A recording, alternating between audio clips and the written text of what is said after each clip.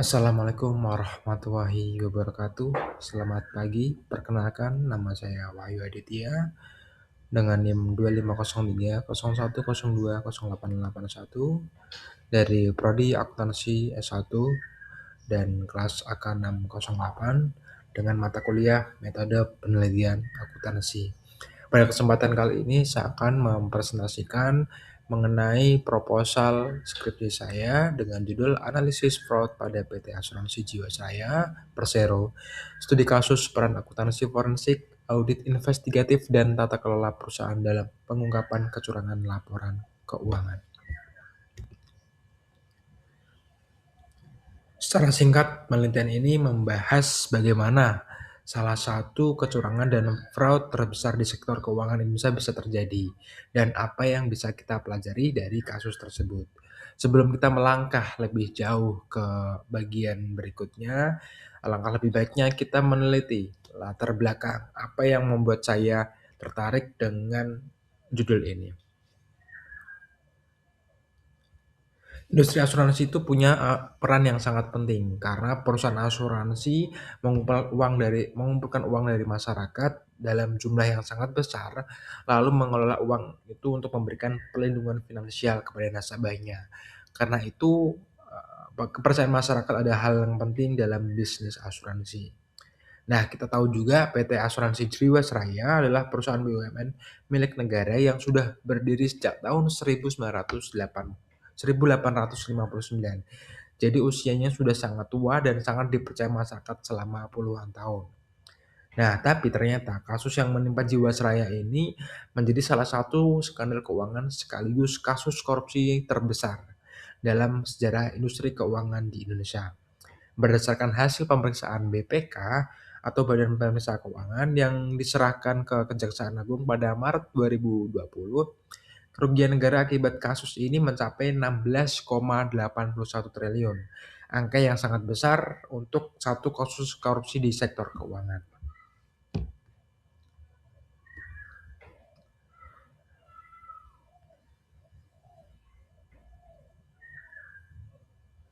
Lalu bagaimana kasus ini bisa terjadi? Bagaimana kronologinya? Jadi diduga sejak tahun 2006, Jiwasraya sudah melakukan rekayasa akuntansi. Sederhananya, mereka membuat laporan keuangan yang terlihat untung atau semu, padahal kenyataannya perusahaan sedang mengalami kerugian atau defisit. Puncaknya pada tahun 2013, ketika Jiwasraya mengeluarkan produk dengan nama JS Saving Plan. Produk ini menawarkan bunga atau keuntungan yang sangat tinggi kepada nasabah. Tapi masalahnya, uang dari nasabah ini tidak dikelola dengan hati-hati. Uangnya itu malah diinvestasikan ke saham-saham kecil yang beresiko tinggi, atau sekarang bisa disebut saham gorengan, dan reksadana yang kualitasnya rendah. Nah, akibatnya apa? Di tahun 2018, Jiwasraya tidak mampu membayar klaim nasabah yang sudah jatuh tempo dengan nilainya mencapai 802 miliar rupiah. Nah, dari sinilah akhirnya kasus kecurangan mulai terbongkar yang sudah berlangsung secara tahun-tahun mulai terkuak di publik.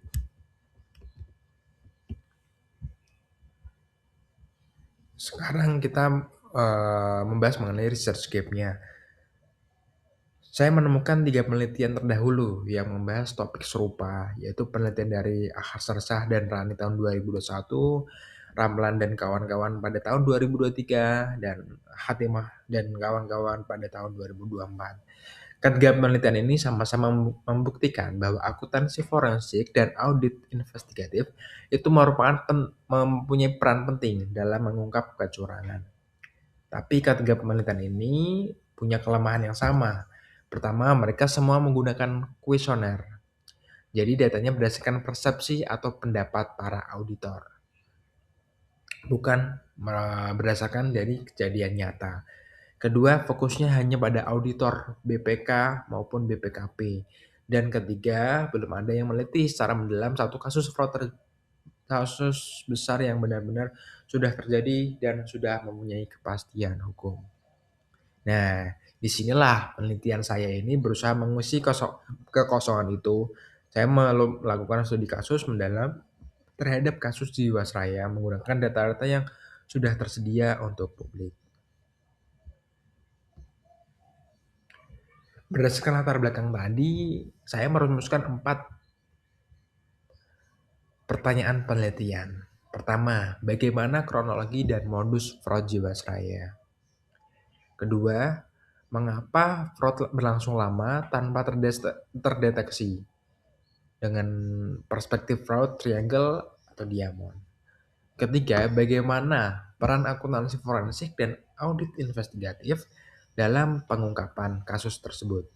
Serta bagaimana kelemahan tata kelola atau good corporate governance dan whistleblowing system untuk bisa berkontribusi dalam pemecahan kasus tersebut.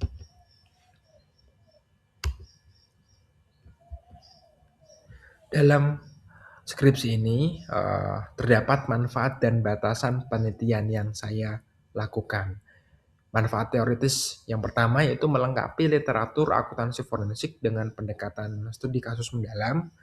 Kemudian untuk manfaat praktisnya itu bagi regulator BUMN, OJK, BPK, akademisi, dan masyarakat nasabah.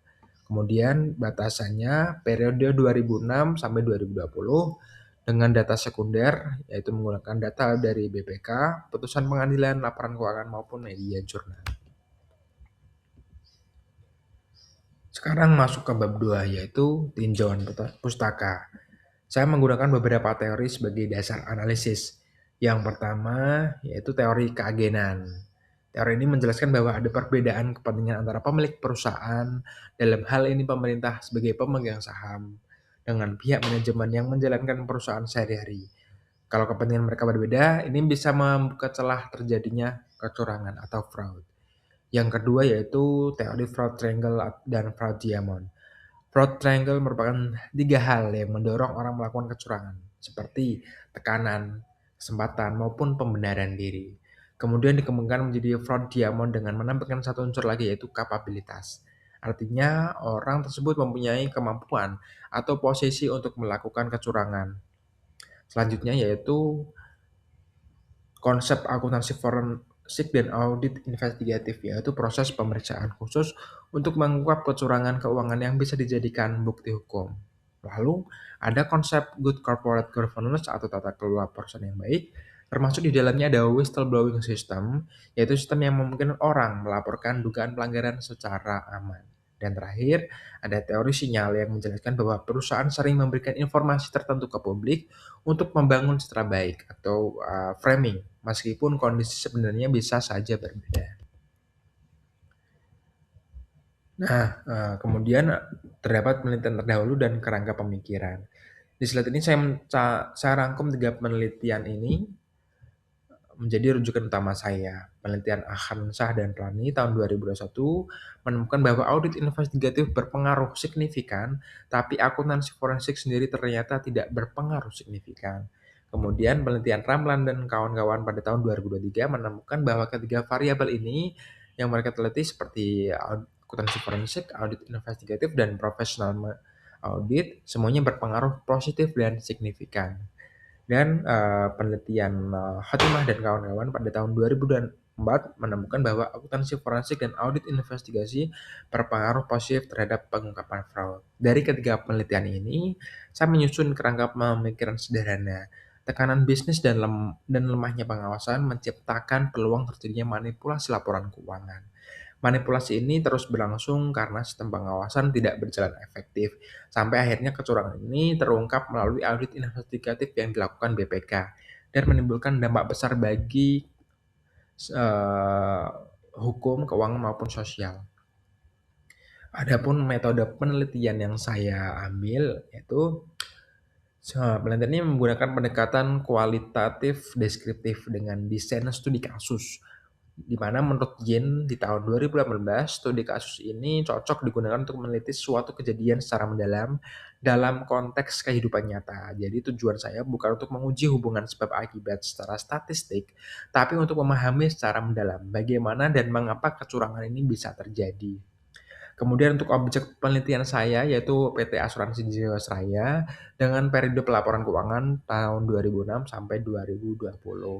Untuk sumber datanya saya mengambil beberapa metode berjenis.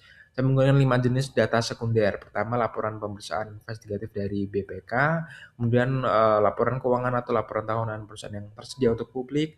Ketiga, ringkasan putusan pengadilan tindak pidana korupsi. Keempat, jurnal ilmiah yang membahas kasus di Jiwasraya. Dan yang kelima, pemberitaan media nasional yang kredibel seperti Kompas maupun CNBC Indonesia. Kemudian di teknik analisis dan keabsahan data. Yang terakhir, saya menjelaskan bagaimana saya cara mengumpulkan dan menganalisis data. Untuk pengumpulan data, saya menggunakan teknik studi dokumentasi, yaitu menelusuri dan mempelajari dokumen-dokumen resmi serta berita yang relevan secara sistematif. Untuk analisis datanya, saya melakukan empat tahap. Pertama, reduksi data, itu saya menyusun kronologi kejadian dari berbagai sumber menjadi satu lini masa yang runtut. Kedua, kategorisasi, yaitu mengelompokkan ketemuan berdasarkan 4 unsur Proudhonian, seperti tekanan, kesempatan, pembenaran, dan kapabilitas. Ketiga, analisis tematik yaitu saya menghubungkan temuan itu dengan teori-teori yang sudah saya jelaskan di bab 2. Keempat, penarikan kesimpulan untuk merumuskan pembelajaran apa yang bisa kita ambil dari kasus berikut ini. Supaya data yang saya gunakan bisa dipercaya, saya melakukan triangulasi sumber. Artinya, saya membandingkan informasi dari sumber resmi pemerintah seperti BPK, dari dokumen hukum seperti putusan pengadilan, dan dari jurnal ilmiah dengan pemberitaan media massa. Data saya anggap valid kalau minimal ada 2 sumber independen yang menyatakan informasi saling mendukung dan konsisten. Baik, demikian presentasi dari bab 1 sampai bab 3 dari penelitian saya. Terima kasih atas perhatian, saya siap menerima eee, saran dan masukan. Wabillahi taufiq wal hidayah. Wassalamualaikum warahmatullahi wabarakatuh.